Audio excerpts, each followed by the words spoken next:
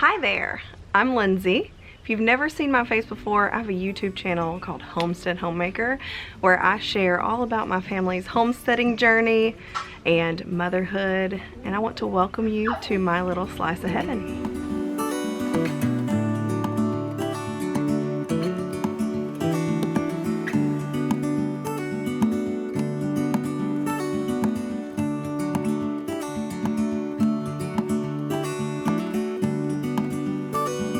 Today I wanted to chat with you about natural pest control methods. These are pest control methods without the use of harmful chemicals that could be dangerous to you or your kids or your pets. And these are just things that I've learned over the years. I did grow up around organic gardening. My parents always had one, and my grandmother tried her best at organic gardening as well. About 6 years ago, I began my own organic garden, and what triggered it was having my son. I was looking for a lot of things that wouldn't be harmful to him. I didn't want to have chemicals laying around, and I definitely didn't want to be ingesting that or giving that to him to eat. So it was important to me to find natural methods of pest control in my garden that I began. So I'm by no means an expert, but these are just things that I've learned over the years that work for me. I'm gonna share those with you. Hopefully you get a few tips and tricks out of this video. So for me, there's 3 methods to natural pest control, and that's pest control with other plants, pest control with beneficial insects, and then pest control with natural sprays. Now these are all individual, and you're gonna have some success with each of the 3, but I think the best approach is a layered approach. So if you can do all 3 of these, you're gonna have the most success in natural gardening. So the first form of natural pest control that I want to talk about is using other plants to control the pests in your garden. Now some of this is companion planting, and others is just having those plants in the area. These are called nasturtiums. So these are a little bit leggy because I let them go a little long in the greenhouse, but once I get them planted in the garden, they'll straighten up and act right.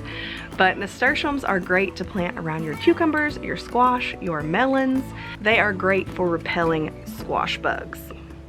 And they're really pretty. They bloom out into a really pretty flower. This is just a mix. So we're gonna have some orange and yellow and red. They're gonna be really pretty in the garden, but also do their job. Another great tip is planting radishes near your cucumbers. If you have a cucumber trellis, this may be even better for you because you may have some room to plant a little low-lying plant in front of it, and radishes are perfect. Now for me, I'm in grow zone 7B, so it gets really hot in the summer and radishes aren't really a possibility just out in the garden. But for the spring months and the cooler months, when the cucumbers and the radishes are just growing, it's a great thing to plant near my cucumbers. If you have issues with cabbage worms, you may consider planting some rosemary or mint or even thyme in the area. Now be careful with this one. I personally put my mint and thyme and rosemary in individual buckets because mint is prolific. It will grow just about anywhere. It will grow through the bottom of your bucket if you have holes. Mint is a survivor, and it will quickly take over your garden if you're not careful. And finally, this one may be one that you've heard of before, and that is having marigolds in your garden. My parents always had a ton of these, and I wasn't sure what they were for. I just assumed that my mom liked them a lot. But marigolds actually have a lot of beneficial properties. For one, they attract beneficial insects to your garden, like ladybugs, which we'll chat about in a minute, but also butterflies and bees to pollinate everything. In addition to that, it's said that they repel some insects like whiteflies and aphids, and may even kill nematodes in your ground. So if you have a problem with non-beneficial nematodes, then maybe this is something that you want to use. Now I'm sure there are a lot more companion planting or plants that repel things, but these are just some of the main ones that I use in my garden every year. Let's chat about using beneficial bugs as pest control in your garden. A few of the beneficial bugs that I have in my garden are ladybugs, praying mantis, lots and lots of spiders, and soldier beetles. I try to keep a lookout for those, and I try not to kill them. Ladybugs are probably my favorite because they're just cute, and my grandmother loved ladybugs, so I always look out for them. They've always been kind of a sign of luck for me, and here in the South, we have them prolifically. Ladybugs like to prey on aphids and those mealybugs that really like to munch on your plants. And the praying mantis, you have to be a little careful because sometimes they'll prey on your beneficial bugs as well, but they get the bigger stuff. Moths, caterpillars, beetles, crickets, stuff like that. That's what they're gonna be after. So if you have a big problem with that, maybe make sure that your praying mantis population is a little bit higher. I personally love spiders. I don't want them on me, but I like to look at them and I love for them to be in my garden. So whenever I see a spider web, I don't tear it down.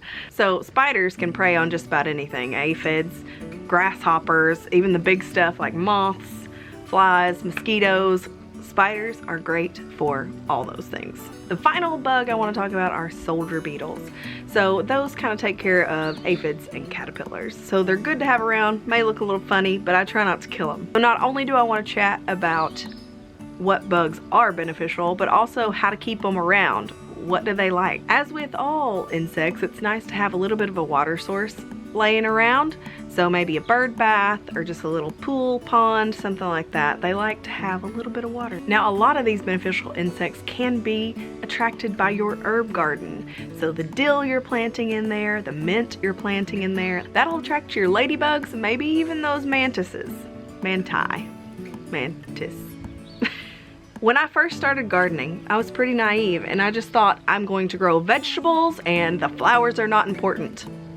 Flowers are very important for your garden. So some of my favorite to grow, these will attract those beneficial insects, but also the beneficial pest control insects. So lots of good ones are zinnias, marigold, even dandelion, and cosmos. Plant the flowers. Don't think that you just have to have vegetables in your garden. It's not the way it works. It's really great to have flowers in your garden as well. I usually stick to ones that are edible or non-toxic because I have kids and they run around in the garden a lot. Now we are to our final category, which are natural sprays. The first spray I'm going to chat about is a pepper spray, and I got this from my grandmother. She used this one. This is one that I use as a deterrent for the munchy bugs. You know, there's going to be bugs that want to come munch on your leaves, whether that be grasshopper, caterpillar, anything like that. This should act as a deterrent for those. So this is how you make it. First, you're going to get 4 cups of water, cut up half an onion, and 2 cloves of garlic. Now here you can either use a 1/4 teaspoon of cayenne, or if you have fresh peppers, use 2 of them, make sure they're hot. And you're going to heat this mixture until it reaches a boil. Once it boils, you'll just remove it from the heat and add in your soap. Now, you can use whatever soap you like. You can use a natural Dr. Bronner soap. You can even use your homemade bar soap. If you're using a bar soap, grate it and have about a 1/4 cup. So you just mix that in and then put it back on the heat until you start to get bubbles. Once you get bubbles, you'll just remove it from the heat and let it sit for about 20 minutes. Then you're gonna strain it out and put it in a spray bottle. And I just use this by spraying it on my plants once a week, and it'll deter cutworms, potato bugs, caterpillars, aphids, slugs, snails, ants, spiders, and even grasshoppers. Nothing wants to be around this pepper spray. And you're gonna wanna be careful where you're spraying it because you definitely don't wanna get it in your eyes, and it may irritate your skin a little bit. Now, in my kids' garden last year, I got a lot of slugs, which was not something I normally get, but I got them last year.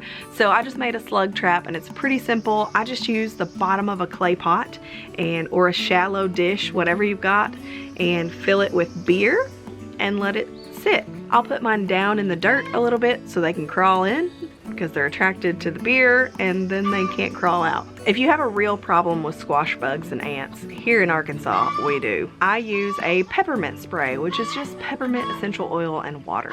For the peppermint spray, I just mix about 8 to 10 drops of peppermint essential oil in a cup of water. You can also add rosemary essential oil.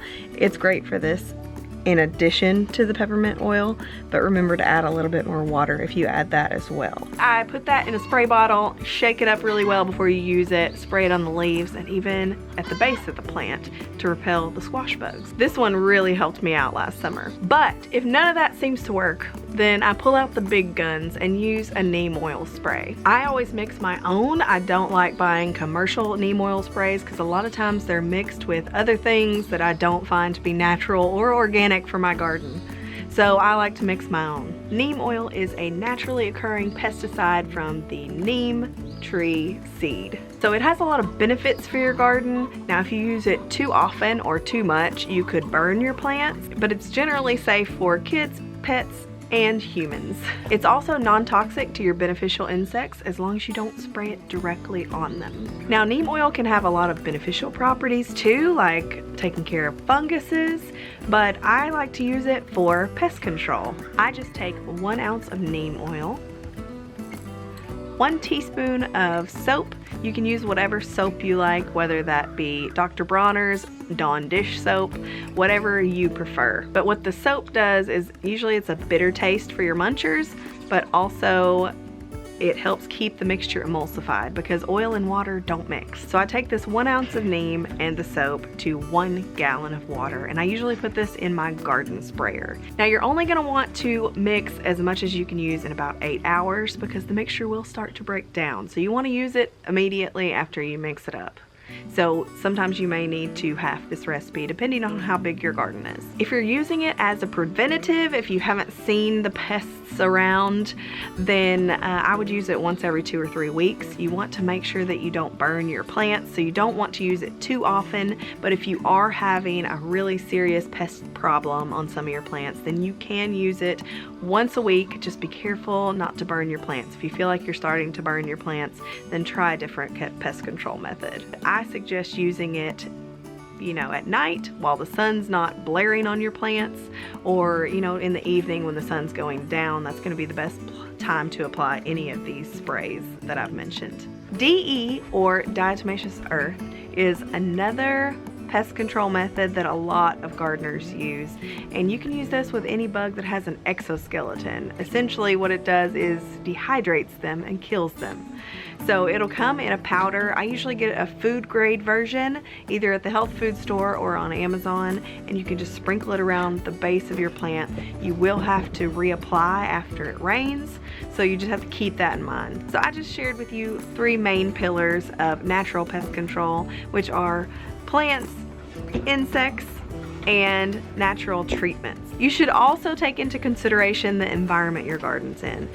Is there tall grass around? Because sometimes that can attract the non-beneficial insects to your garden, as well as praying mantis, which you want in your garden. Did you recently weed your garden and leave the weeds laying on the ground? Decomposing weeds can attract non-beneficial insects as well, and that's not something that you want. I do know that chickens can get rid of those weeds for you pretty quickly. And if you have any of these, you're gonna want to get rid of them in whatever way possible. So of course what I've talked about today, they're not all of the organic or natural pest control methods that there are available. A lot of people have a lot of different opinions. These are just the things that I've used and I know that work, and I wanted to share them with you. So I hope that this has helped you in some way or form, whether that be researching the bugs in your area and looking for natural pest control methods from another YouTuber who may be in your grow zone. I want to thank you so much for joining me today. I really had a lot of fun chatting with you about natural pest control methods, and I really hope that you've gotten something to take away from this, and maybe you go do some research on your own or experiment with one of these or all of them and see how it changes your garden this year. If you have any questions or comments, you can check me out over on Instagram. I'm pretty active over there and I share some gardening tips and a lot of other stuff. I'm gonna try to link as many things as possible that I chatted about today, and even try to grab some recipe cards or something that you can print off for the natural sprays that I use. So hopefully that will be helpful to you. But I hope you have an awesome day and an even better growing season. Bye.